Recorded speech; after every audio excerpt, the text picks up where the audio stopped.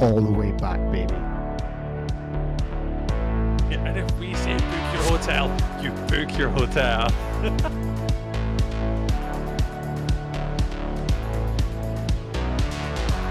But my lord, I have soiled myself. What do you mean by live? Genuine live? Hello, radio! And now, another episode of The Way We HNC.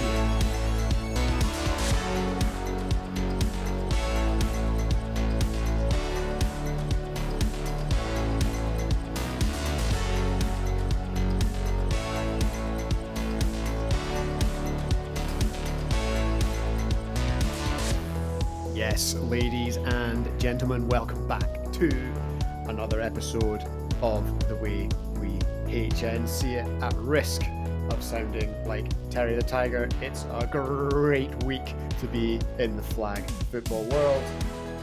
The National Flag Football League returned over the weekend, and of course, it is National Championship Week in the Women's Flag Football League. It has finally arrived. Championship week is upon us.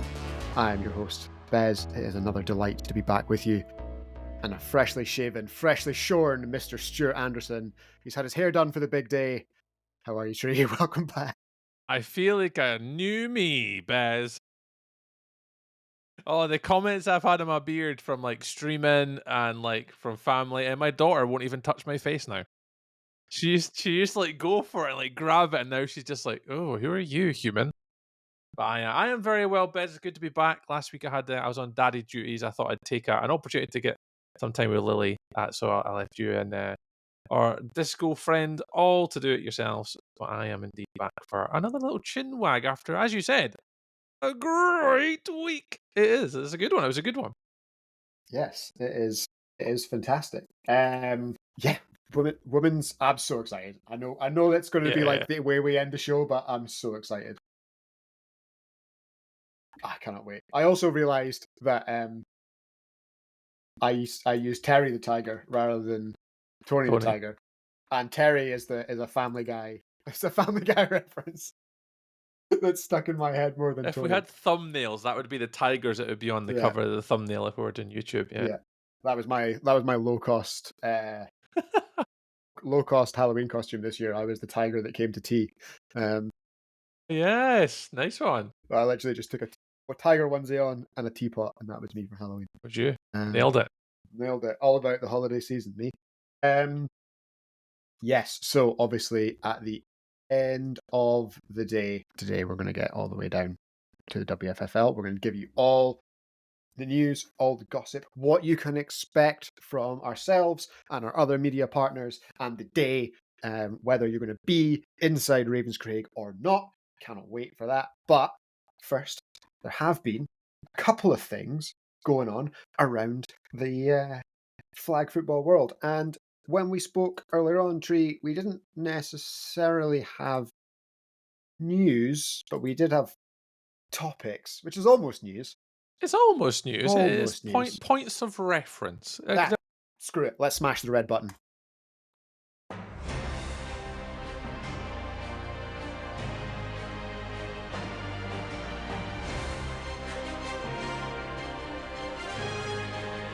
Greg with the news.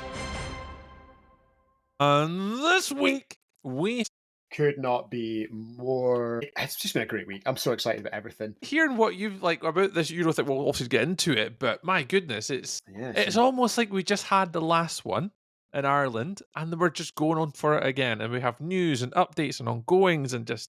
And it's been fantastic, obviously, because we were lucky enough to have the World Championships in our own time zone. But yeah, lovely. Big news this week for as far as stuff is going on in the Euros. Obviously, we knew anyway that Paris was going to be hosting the Euros. However, the official announcement by IFAF has now come, along with some more details. We're going to be at the Val de Marne Interdepartmental Sports Park in an area of France, the southeast suburb of France, which I'm not even going to try and say To quote my French teacher at high school, you do not have the correct accent for French. Brutal. Honestly, I'm trying. I was trying. Tried really hard. Yes, obviously Great Britain's women will be there to defend their title that they won in Limerick. And there is a very, very strong men's field here in Europe. So yeah, Germany, defending champions, but you've got to maybe be having an eye on the hosts, the French, but Austria, France, Italy, all and Israel making up the top 10. GB at the moment just on the outside, but they'll be determined to change that. But the interesting thing, which was pretty cool, is for the first time, IFAF have partnered with Playground. I didn't know what Playground was, but we're about to find out. They are a sporting events specialist. Oh, there you go. Which is like, cool, whatever that means. I mean, they could have used a better word than playground. It makes you think of kids' play areas and schools and maybe it the translates climbing bars. But apparently they will be offering an immersive experience to athletes and spectators, alongside local authorities and Parisian sports stakeholders. The events will offer a high-level tournament, an entertainment village, and a reinforced dynamic around the development of flag football in France and Europe. The event is intended to be festive and accessible, with activities for the public and initiatives dedicated to the promotion of flag football amongst young people and local clubs.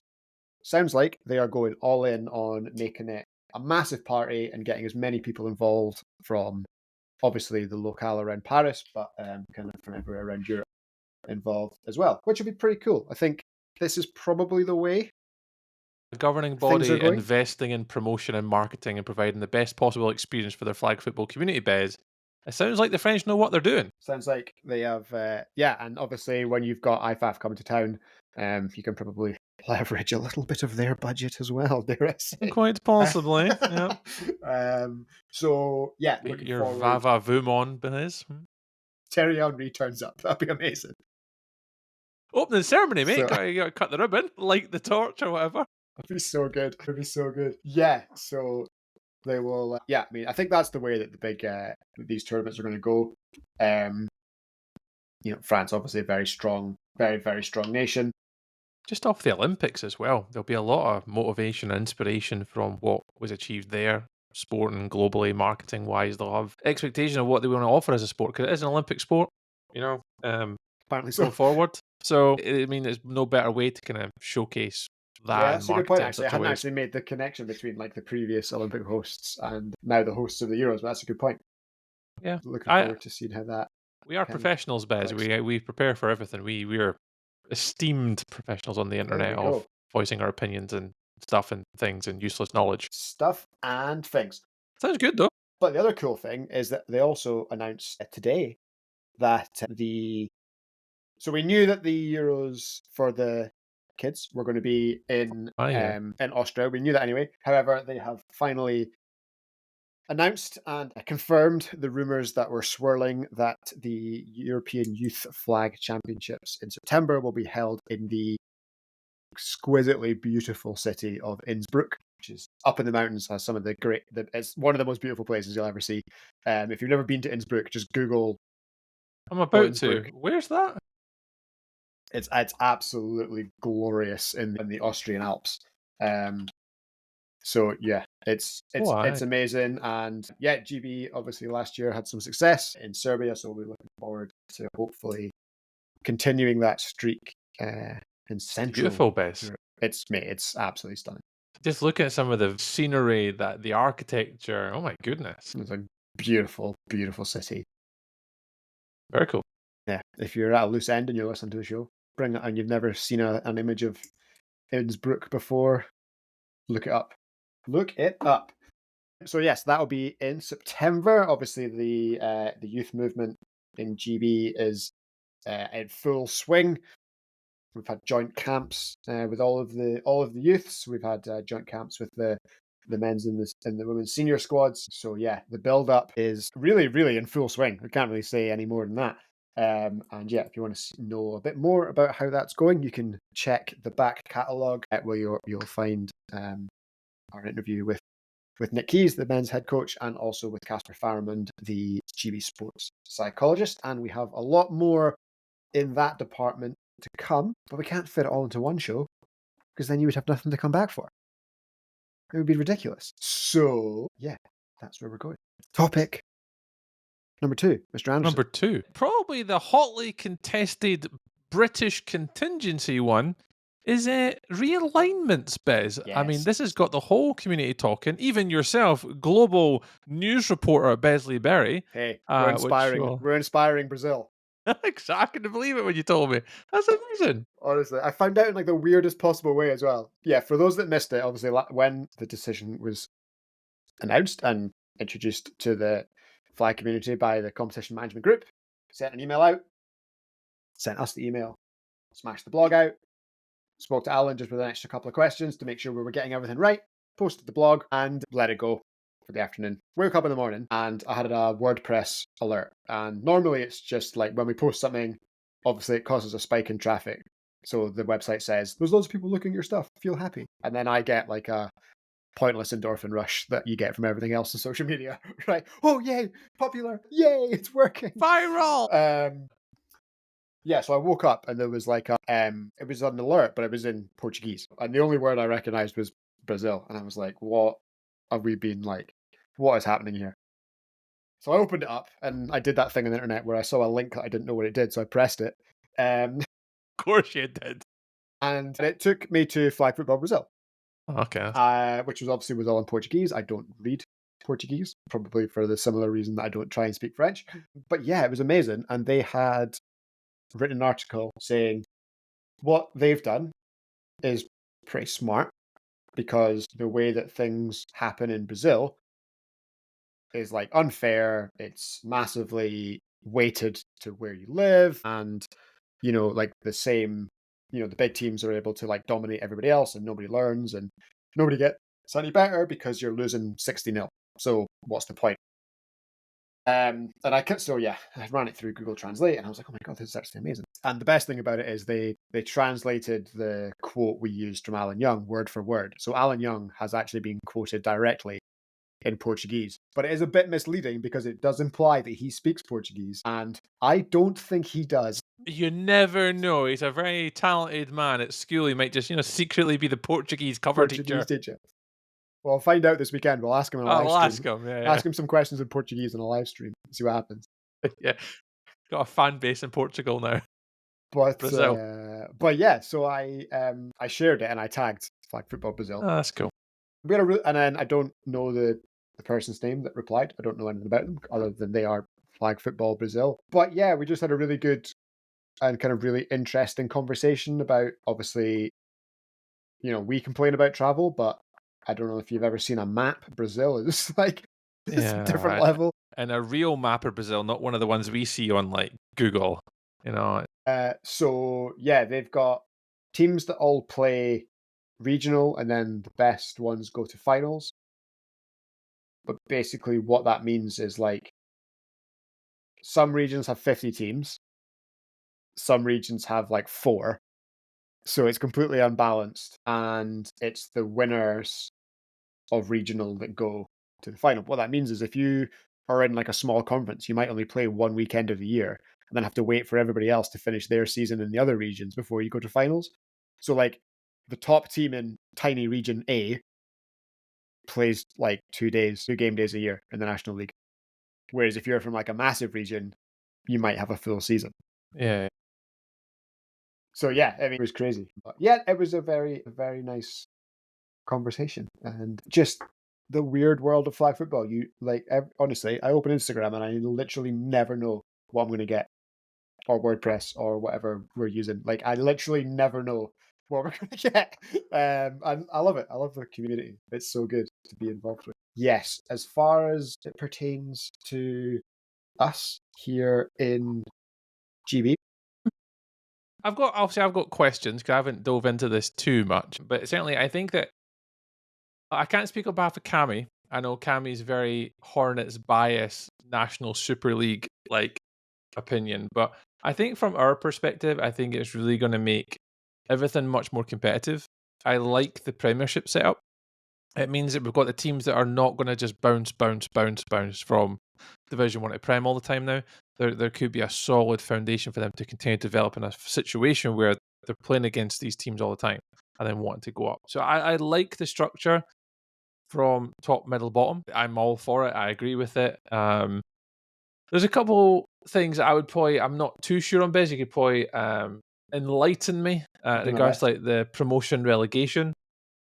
Was the only quite thing that I couldn't quite wrap my head around just yet.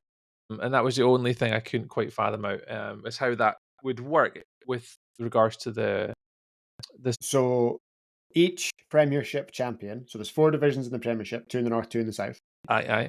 So the champion goes up. So, but this is combining both. Yeah, so HNC champion and North champion both go up into the North National. And 2 automatic relegation. And then the second and third place in the Premiership play off against the last place team in the National. And the team that wins that 4-team round robin. And only one of them goes up, right? Yes.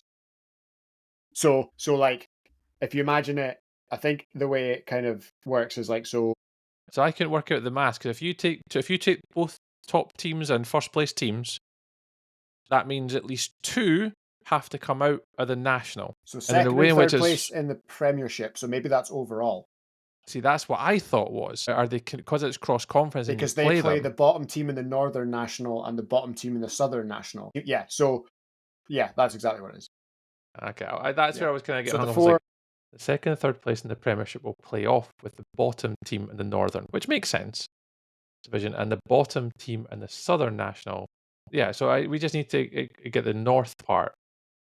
Promotion relegation between Division 1 and Premiership. So that's the part. Oh no, maybe it's the no. I think that's maybe wrong. I think there's a little bit of a flaw in it, and when I read it, no, I think no, I can understand it. I've got it. Okay. Because of the national finals, the winner of the Premiership National Championship is promoted. Champion automatically. Right. So ignore what I said before about divisions. Right. Oh, I see what you're doing here. So and then the runner-up and the third place team from finals day will play the bottom 2 teams in the National, or the bottom Northern and the bottom Southern. So that's 4 teams now, yeah. And the winner of that goes up. So, or maybe stays up. Or stays up, because they've obviously been there in the first place. Yeah, maybe stays up, as it is now. So now, winning the national championship, so we're the situation where you could win the Division 1 championship, but not be promoted in the current format is now gone. So think about those finals where the Hammerheads were in the final, right? But they hadn't been promoted. Right, okay. That can't happen now. You understand? So, you look very confused. I'm still confused. Yeah, I'm still confused. Right. Imagine the current format. So the Premiership at the end of a regular season, yes, no one gets promoted based upon you finishing first. Is that what you're telling me? The winner of the Premiership gets promoted. The best from team the in the league Premiership standings. No, from finals. That's what I was wondering. So regardless of where league, ignore the divisions. The divisions get you to the finals. The finals decide if you're the best team or not. And then from that you go up. There you go. That's what I was looking. I'm going to edit all of that because that was shocking. I'm just going to post the clarification with your vacant eyes looking off to one side. So that's the part I was missing from it. Because I say I've not really been around. I've missed a lot of this. So trying to piece it together, not with you guys explaining it to me. I'm like, what on earth is going on here? Yeah, but that makes sense. So the Premiership champions will come from one of the 4 Premiership divisions. Yes, they have to. Well, obviously, yeah. But it'll be one of those 4, and then the second and third place in the Premiership is that overall. So who that's finishes the same second from finals day, and who finishes third? Yeah, will go into and then they'll play the 2 bottom. So they'll play the lowest, the North, and the lowest South team, and then they'll do their round robin thing. Yeah, that'll be kind of awkward depending on who that is. But I wonder where they'll play those games. I would play that on. You can't really do it on finals day, can you? Well, I mean, they're going to be there. Well, are they? No. But then I guess if you're doing the same between the Premiership and Division 1, maybe you just have another weekend. Sounds like and it's you just another do them all in weekend. one go. Yeah, I'm starting to make sense of it now. Cheers, That'd be pretty guys. sick, actually. Yeah, I think That'd be very sick, actually.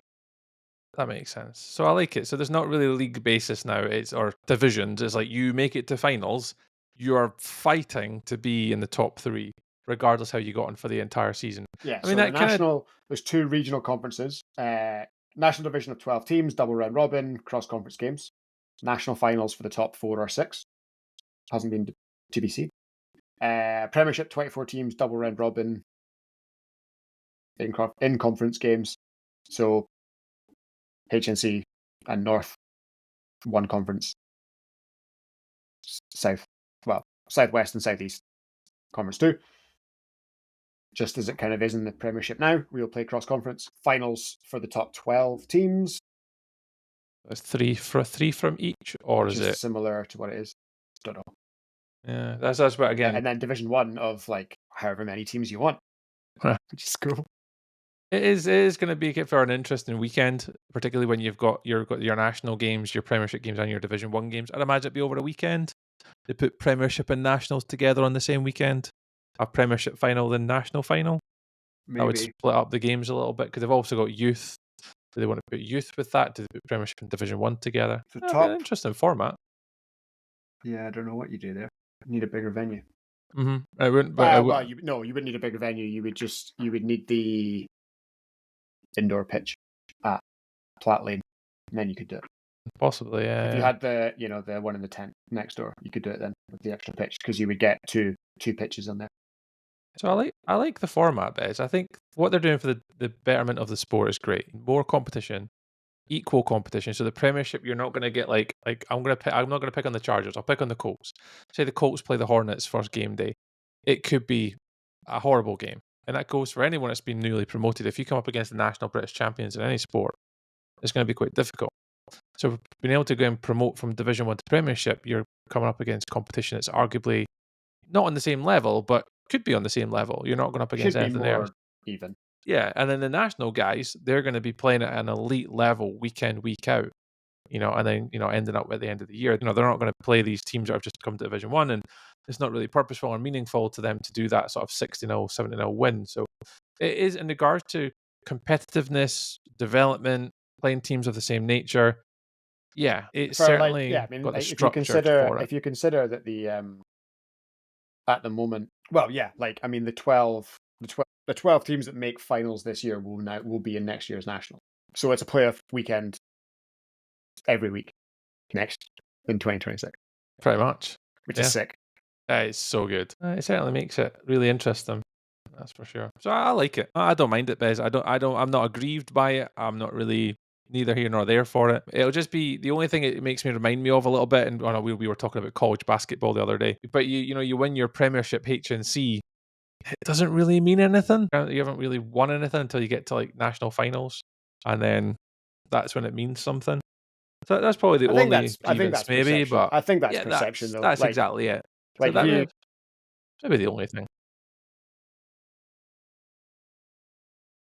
Like last year, the Mustangs obviously went into Division 1, and them and the Chargers went wire to wire. Mustangs at the end of the day won the division, felt pretty damn good about themselves. Yeah, finals day didn't go the way they wanted to, but I mean, to quote a fantastic film set in Scotland, there can be only one. And that doesn't devalue the achievements of the rest of the year. So I think winning your division still matters. I don't think winning like your half will matter as much in the national, but I think in the Prem and Division 1 it'll still seeding be it an will, important thing, especially when it comes to seeding and buys and all that kind of thing, because in a 12-team playoff you still need a bye.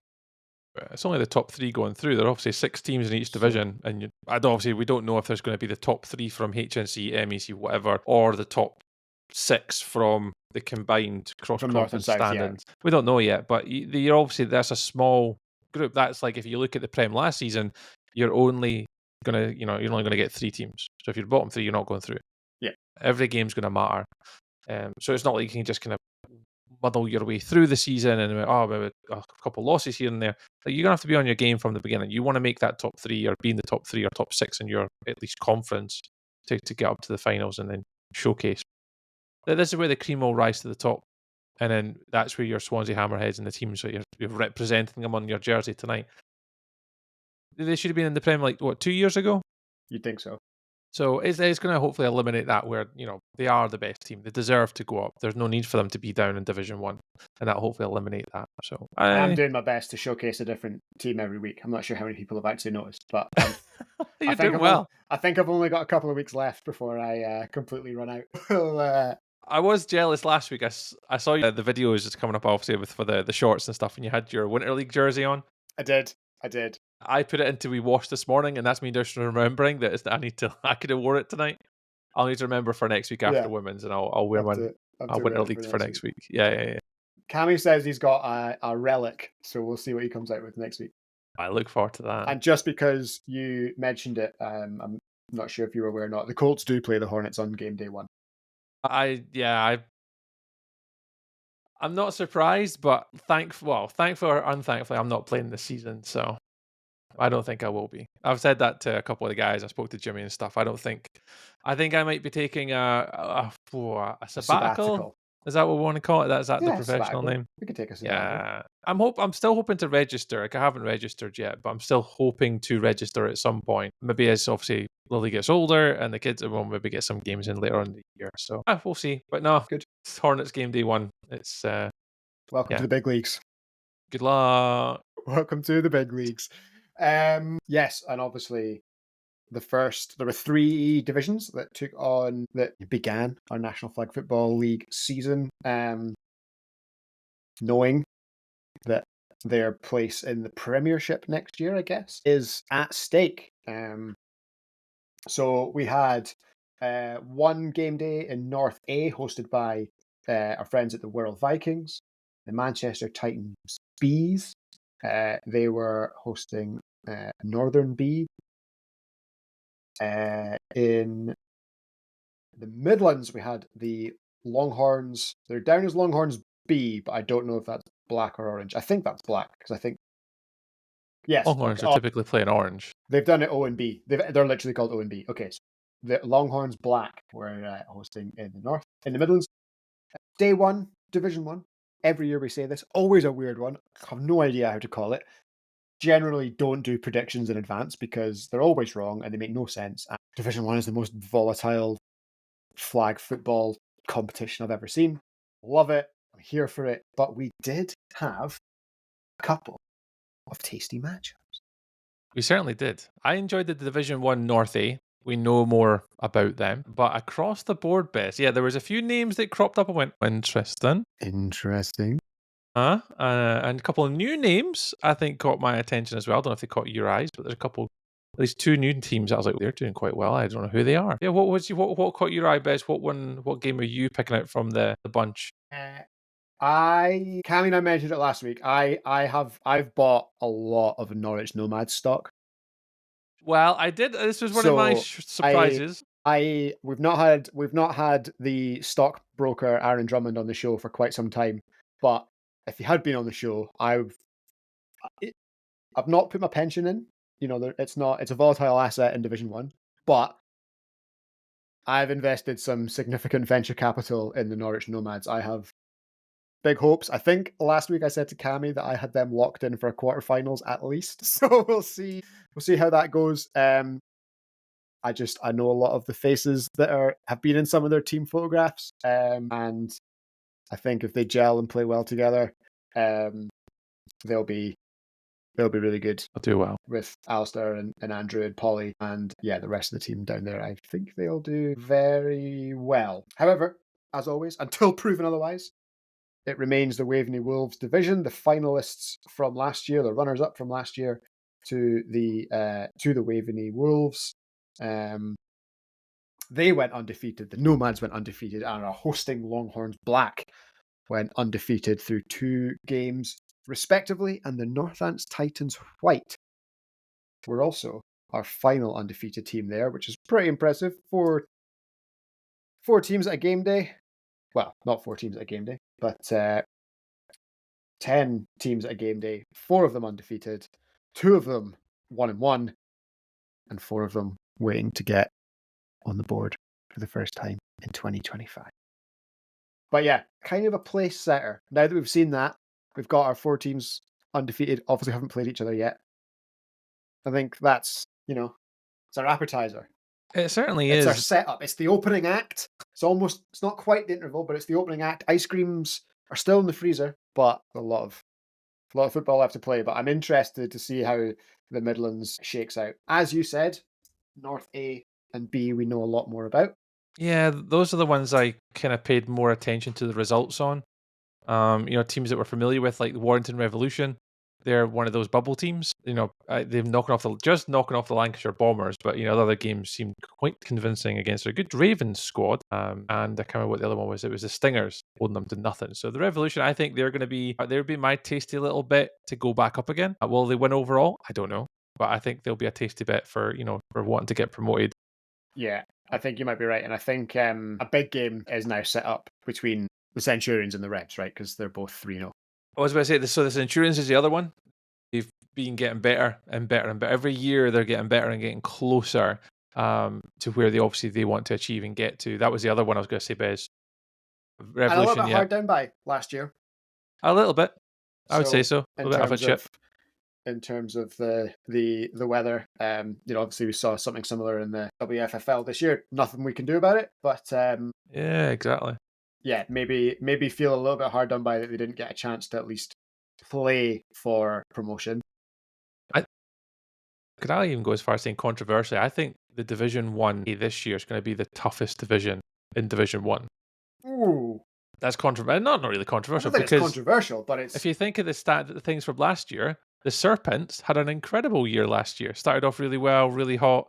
I think they made the playoffs, were super competitive. They're in there. The Wirral Vikings, they're in there. They're going to have a shout with a few game days. The Ravens will also get going. They beat the Vikings.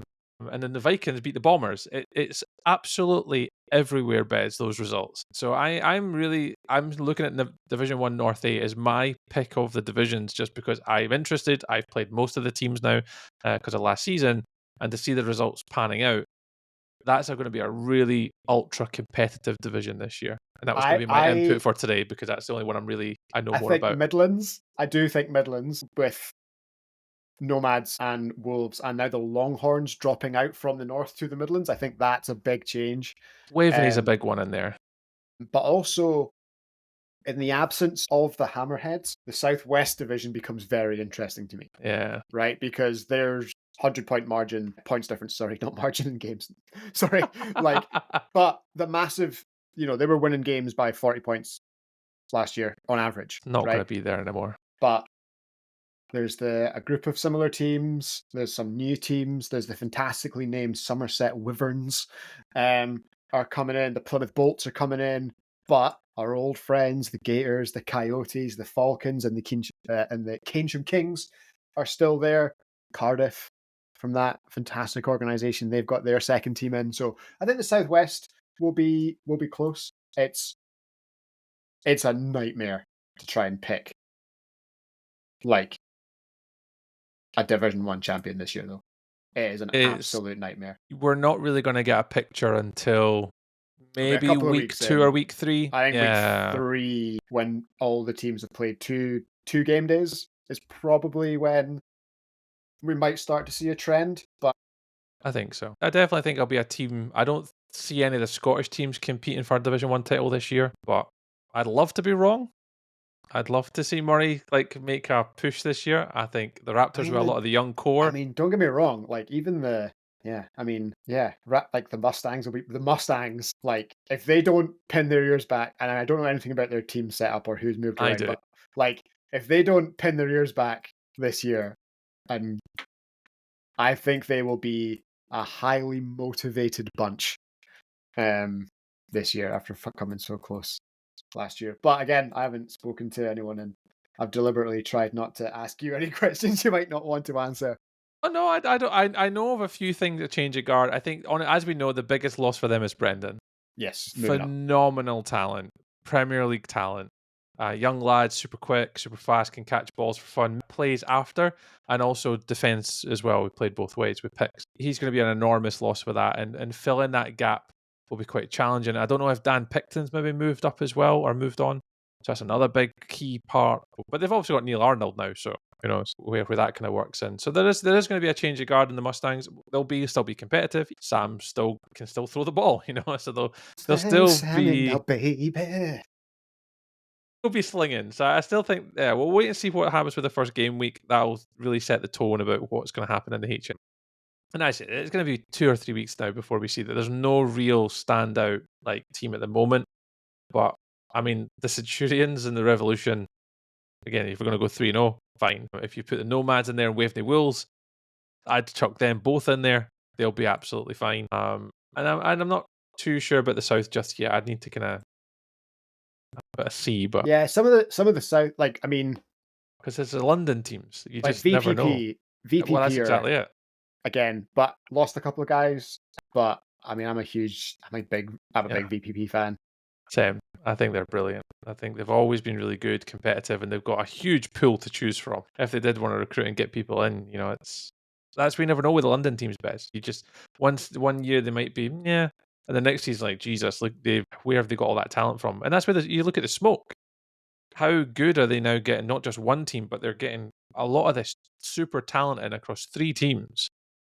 That's unheard of. That's crazy. I'm glad to see that the population of London has started to be. I mean, we're starting with existing clubs, but which is cool. The Rebels have got a second team in. The Reading have got a second team in. Oh, have they? Oh, good. Okay. Yeah. So we've got the Devils and the Diablos. Oh, really? Oh, cool. I didn't know that. Nice. Yeah, it's good for them. We have the Diablos. Because they were growing. You can see their sideline was all ever growing with players and being the competitiveness that they are. I could imagine their struggle getting guys game time and getting less experienced guys in. If you're in the Prem at that level playing, Smoke, Flash, Spark, all these sort of Prem teams. Chichester, maybe I think it was as well. I can't remember. The Sharks have got 3 teams now. So we've got the Sharks, the Mako, and the Tiger Sharks. Aye. Yes. Oh, yeah, it's good for them. Nice one, Neil. I'm all here for the names. They're doing well. It's not just 1, 2, and 3. They're actually putting thought process into this. There'll be jerseys, hopefully, different logos. I love it. And also, we need to. It's taking some time, right? It's taking some time. We might need to add, potentially, an extra name to the Jurassic Cup. Oh. The Isle of Wight Raptors have re-entered the league. They used to be the White Hellhounds, but they have now. Oh, that's right. Yeah. They've now re-entered the league as the Isle of Man Raptors. They are, friends of the show, friends of the social media, always interacting. That's amazing. Back in the BAFA League in Division 1, further south. A lot going on in the NFFL.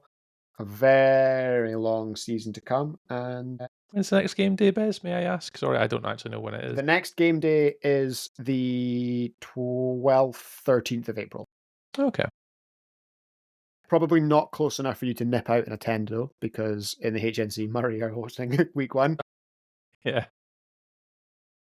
But, Grangemouth are hosting. I think Grangemouth hosts the Prem one, the first one. Yeah, I don't think even if I wanted to, I don't think I could make that one. Yeah, Colts home day. Colts host the first one. Yeah. All right. Cool. But it's all good in the hood, and that brings us nominally to the end of our topics, our news, or whatever we're calling it today. Because it's time for the main event. Oh, this has been building and building and building and building, Bez. I'll need to talk to the players and the coaches this weekend, but I have loved the prolonged season. Rather than hammering all the game days into that kind of October to December window, I've very much enjoyed the kind of the longer, prolonged season. Yeah, they might even wake up in Glasgow and Ravenscraig at the weekend with no ice on their car. Imagine. Well, I don't know what it's like down there, but it's been frosty, but today was blue sky all day. So I was like, I'm going to reserve judgment. Given where I'll reserve some judgment. Back a bit. Yeah. Let me have a look. I'll do the weather update for you, Bez. I'll have a look. Yeah. Do the weather update in a minute. But yes, it is almost time for the Women's National Championship. I am so excited. We're going to be there all day long. Obviously, we are your official live stream partner. We will be broadcasting the plate final and the championship game around the world. You'll find it on the BAFA Flag Facebook page and our own Facebook page. We aim to go live immediately after the championship. Semi-finals are finished, so let me run down the full schedule for the day and then answer some frequently asked questions which we're expecting from the community. So 12:30. The game day begins. As spectators, obviously, we would encourage you to go. Make sure you're in position for 12:30 on Saturday afternoon, because we will have the championship quarter-finals kicking off. Access for spectators, I'm guessing, will be around 12, around the same time as the teams.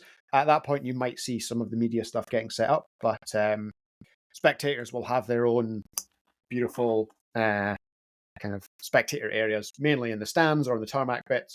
There will be a players box, sideline box, which is for players only, and staff. But, otherwise, right along the middle or stick to the sides and we'll be all good. So on pitch 1 at 12:30 prompt, the East Kilbride Pirates, the number 1 seed in the HNC, will take on the number 4 seed from the MSC, the London Flame, on pitch number 1. While on pitch number 2, Coventry Panthers, your 2nd seed in the MSC, will take on your 3rd seed from the HNC. That's the Sheffield Giants. An hour and a bit later, at 20:02, the Manchester Titans, your 2nd seed, will take on the Leicester Huntsmen, your 3rd seed from the MSC. While on the other pitch, the Coventry Cougars, the defending champions, and the hunt for number 10, will take on the 4th seeded HNC team, the Leeds Samurai. From there, it all gets a little bit exciting because we don't know how it's going to go. So following immediately on from the conclusion of the 2nd round of quarterfinals with the Titans, Huntsmen, Cougars, and Samurai, at 10:03, the plate semi-finals will kick off. They'll go side by side, immediately followed at 4 o'clock by the championship semi-finals. At 5:10, for those of you that are having an early tea, the plate final and the 3rd place playoff will take place, pitches 1, pitches 2, before at 6:20 on Saturday night, under the lights, the National Championship game. Brought to you live from Ravenscraig by ourselves, and we have one hell of a show. I'm very, very excited about it, and I know what question number 1 is going to be. So, Tree, do you want to just ask it and we can pretend it's like a back and forth? What to expect from the live stream this weekend? Yes, the live stream. So, I hope I got that question right, Bez. You're looking at me thinking, I'm thinking, have I got the question right? Do I know this? Close enough. Okay, So, okay. from the live stream, we are working with our friends Comhara. So, Comhara are a media company based in Glasgow. They are also the sponsors of the Renfrewshire Raptors, and who have delightful new uniforms, practice uniforms, with the Comhara badge on them. So you'll maybe have seen that on social media. Last year, Comhara sorted us out with a lovely camera, which was a significant upgrade on the one we'd been using for the couple of years previously, which was Tree's handheld, like at-home camcorder. Yep. Whatever I bought that was digital and had a digital zoom. Yeah. It did okay. It did the job. And last year, they sorted us out with a very, very nice camera. But then kind of left us to our own devices, and we battled through with the leisure centre internet that we were delivered last year. Always the biggest challenge, that one, is the internet. Caused Tree Tech Support Anderson some pretty serious headaches throughout the day. What that meant, unfortunately, was a lot of the very cool stuff that we wanted to be able to do. Pitch side interviews, updates from other pitches, even replay, we were unable to do last year. So with a bit of, maybe you should think about this, a bit of light cajoling, our pals at Comhara have agreed that they will provide all of the tech support. So We're going to have the best cameras we've ever had. We're going to have multiple angles. We're going to have people at pitch level. We're going to have a fantastic studio for us to sit in and do a bit of kind of punditry chat, welcoming a pre-game and post-game, between the games, before the national championship game, after the national championship game. We're going to be able to bring you player interviews live pretty much right after the conclusion of each game. I'm very excited about how it's going to look. It's we've been in close back and forth with the guys at Comhara, and crucially, they're bringing their own beautiful 5G internet. So all of the issues that were faced by the plucky amateurs for the last 3 years hopefully should be off the table. Now, the question that I kind of avoided, and you may have picked up on earlier on, was when I said that we will be broadcasting the plate final and the championship game. Unlike the last 3 years we have had been given the opportunity to broadcast, the request has come down specifically for us to only do the final 2 games. It is not our decision. It's that, but unfortunately, that is the way that it is. And we'll talk about that maybe another time. The trophy games, the medal games. Yeah, the trophy games. Anything with a medal on the line, we'll have either direct live stream coverage of, or we'll have someone pitch side phoning in to let us know what's going on in the commentary booth, and we'll be able to relay that to you.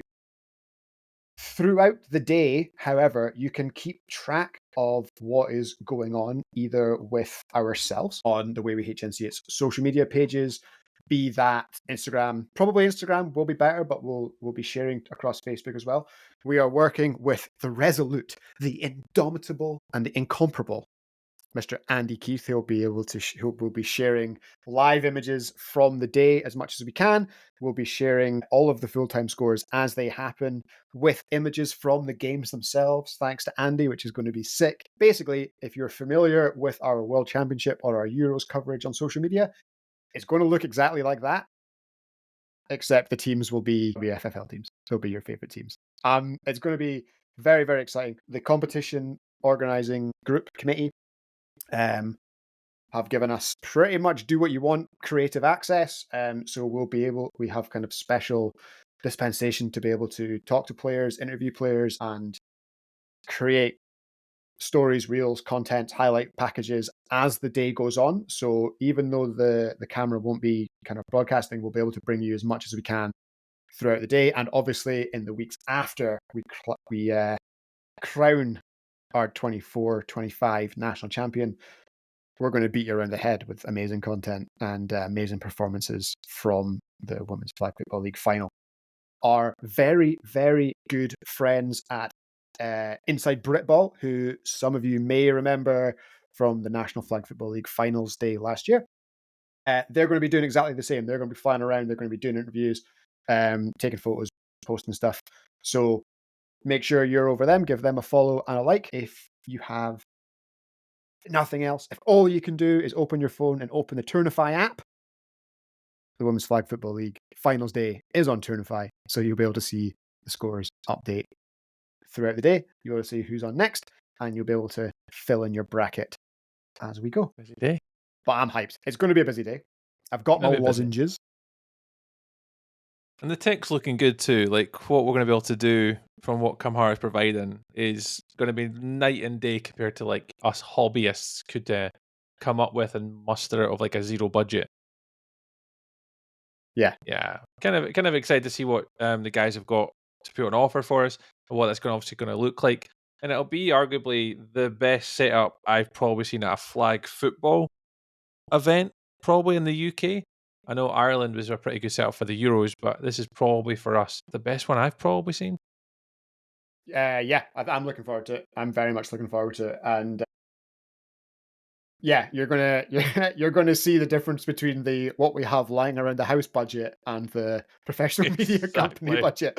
Who has like all of this tech in their office? Yeah, the difference between a media company warehouse and us, our cupboards, basically. Yeah, that's exactly it. Couldn't have said it better myself. So Yeah, very, very exciting. So the way that it's going to pan out, quarterfinal 1, Pirates versus Flame.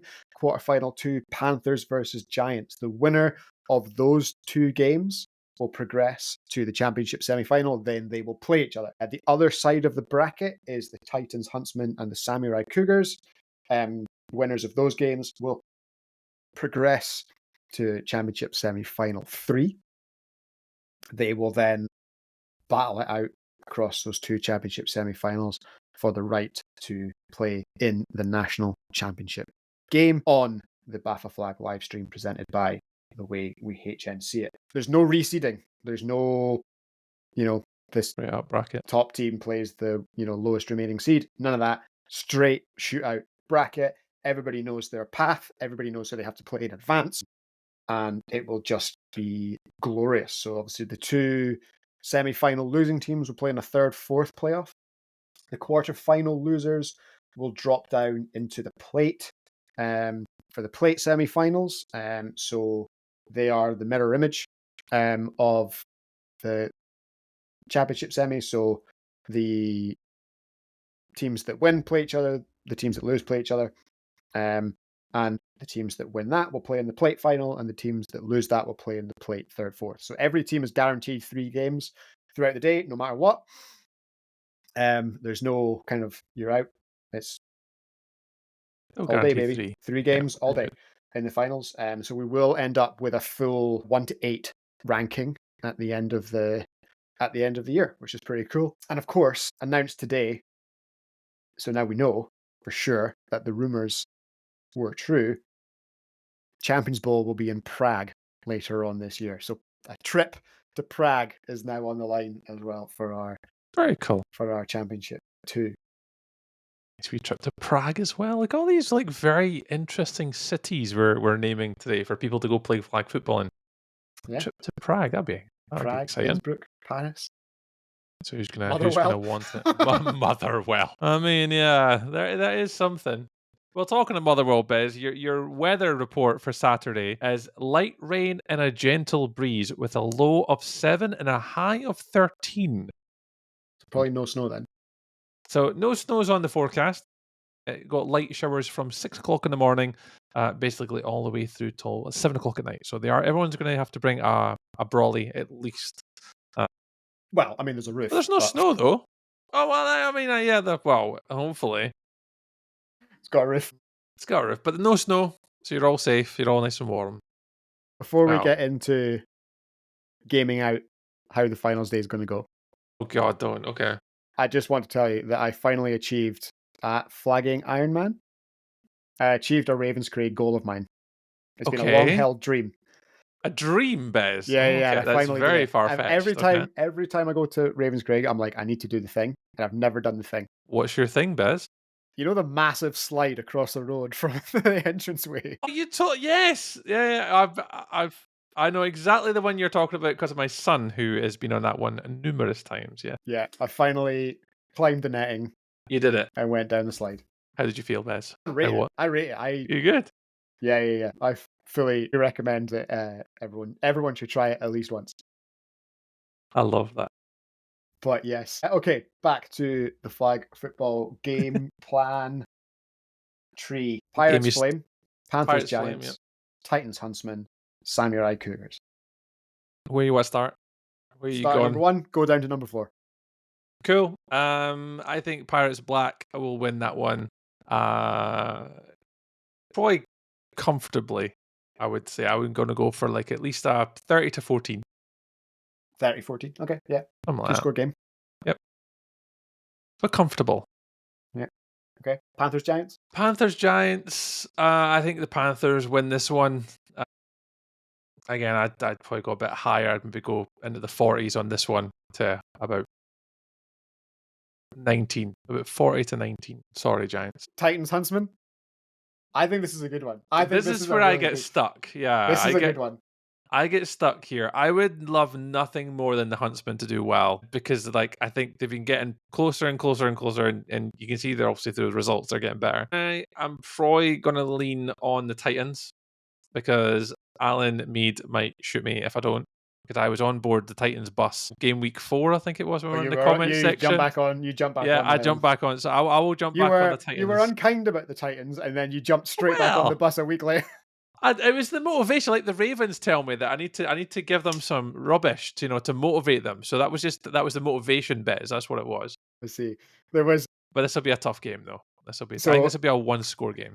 In order to, obviously, I'll lift the curtain here. So for those of you that are kind of viewers of the kind of live stream, what we do is every year before the finals day, we send out essentially questionnaires to all of the teams, and we've done it all season this year, kind of asking them how it's going, what they think, what are their storylines, how are they getting on.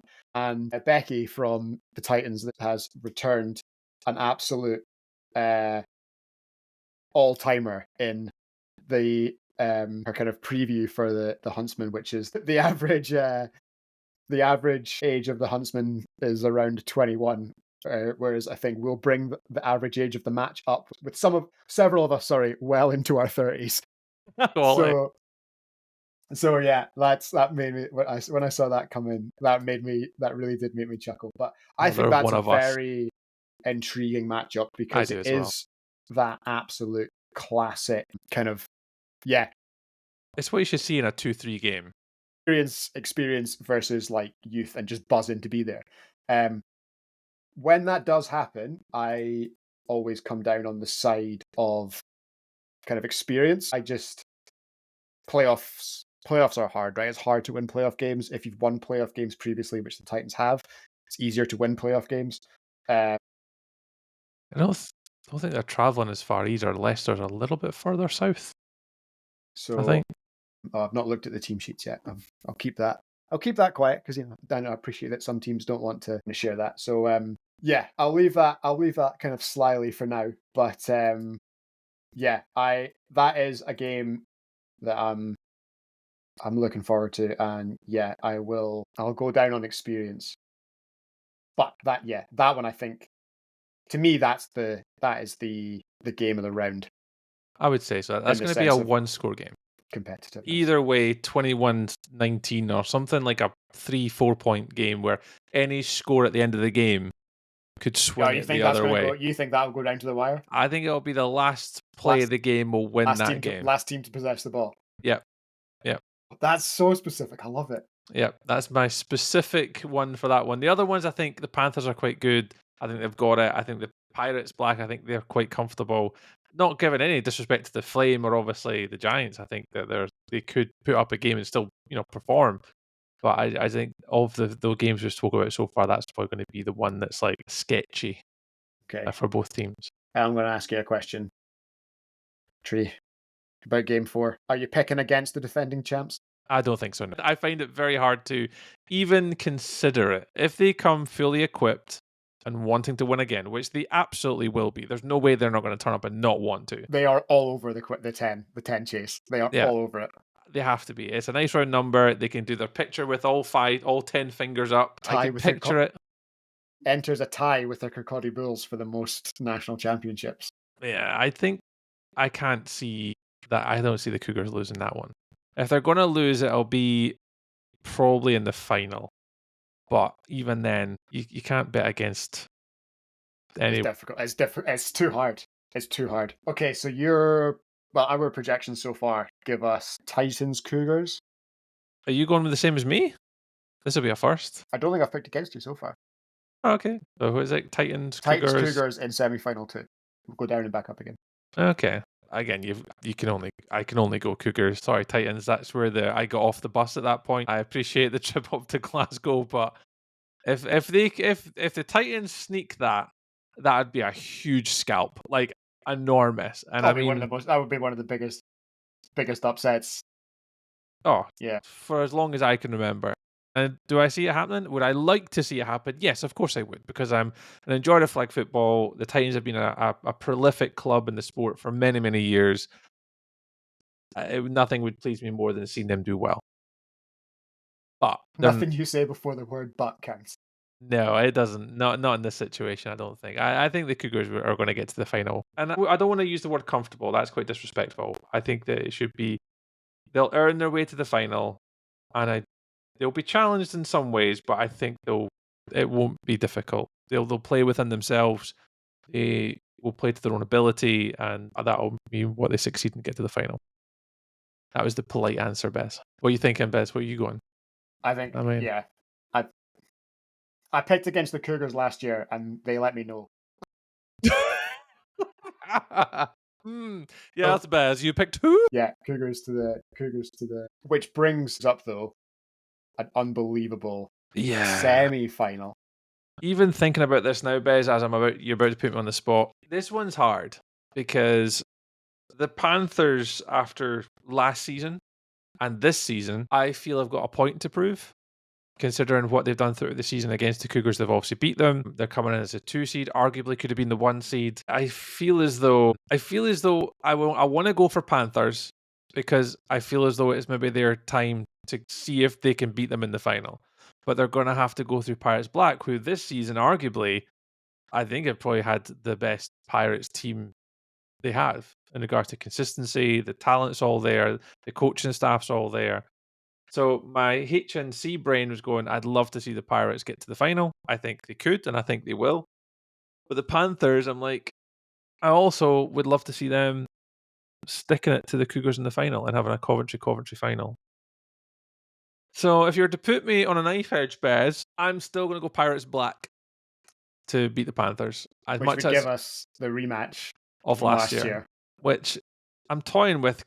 My heart and my mind say two different things, Bez. My heart says it'll be the Pirates. My head thinks it'll be the Panthers.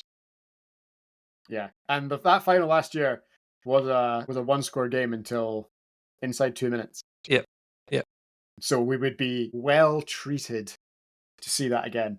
For me, I think it's a battle of strengths. Yeah. Like the Panthers' offense for every game other than one has been prolific, as has the Pirates' defense.